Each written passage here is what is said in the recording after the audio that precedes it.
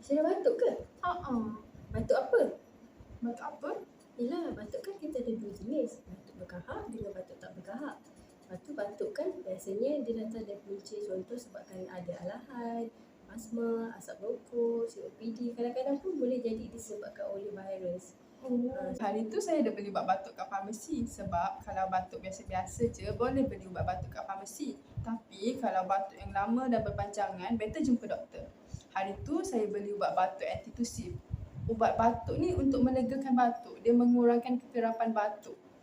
Sesuai untuk batuk yang tak ada kahak. Hari tu saya beli dextromethorphan. Ada juga yang lain, nama dia diphenhydramine. Selain daripada antitusif ni, kita ada juga ubat batuk expectorant. Expectorant dia mengeluarkan kahak. So dia sesuai untuk batuk berkahak. Contohnya bromhexin, ada guaifenesin. Selain daripada antitusif dan expectorant, kita ada juga decongestant. Decongestant dia berfungsi untuk melegakan salur pernafasan.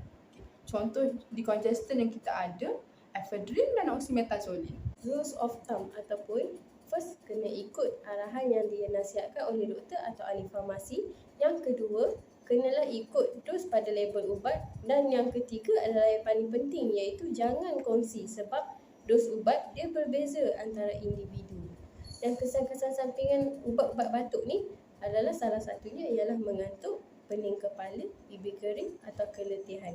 Tapi ada juga segelintir orang yang mengalami kesan sampingan yang serius. Contohnya loya, muntah, sakit perut, sembelit atau cerit-birit dan lain-lain. Fifa, ubat batuk kena simpan dengan betul. Kalau nak tahu cara nak simpan ubat batuk, boleh je rujuk dekat kotak, rujuk dekat leaflet atau boleh saja tanya terus dekat pegawai farmasi. Contohnya, ubat biji atau ubat sirap, kita kena simpan dekat suhu bilik dalam suhu 15 ke 30 darjah Celsius dan kena pastikan tempat tu kering. Pertama sekali, tulis tarikh ubat yang dibuka, terutamanya ubat yang berbentuk cecair dan sirap. Jangan simpan ubat yang telah tamat tarikh luput, rosak ataupun hilang labelnya. Yang kedua, semak bau, warna, keadaan fizikal dan juga rasa ubat. Kalau telah berubah, buang je ubat tu. Yang ketiga, simpan di tempat yang tak mudah dicapai oleh kanak-kanak. Dan yang paling penting, jangan simpan ubat dekat tempat yang terdedah dengan cahaya matahari, suhu tinggi dan kawasan yang lembap seperti tepi tingkap, di atas peti sejuk dan juga dalam bilik mandi. Penting untuk tak simpan ubat dalam kereta sebab suhu kereta yang diletakkan di bawah panas matahari boleh mencapai 50 darjah Celsius. Pastikan asingkan ubat makan dan ubat minum dengan ubat untuk kegunaan luaran.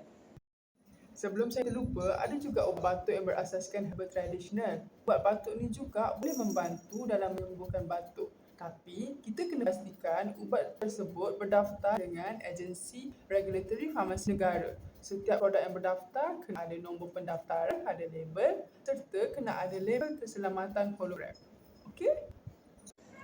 Untuk sebarang pertanyaan lanjut mengenai ubat-ubatan, orang awam boleh menghubungi Pusat Panggilan Farmasi Kebangsaan ataupun NPCC melalui talian 1-800-88-6722 dari Isnin hingga Jumaat dari jam 8 pagi hingga pukul 5 petang kecuali cuti umum.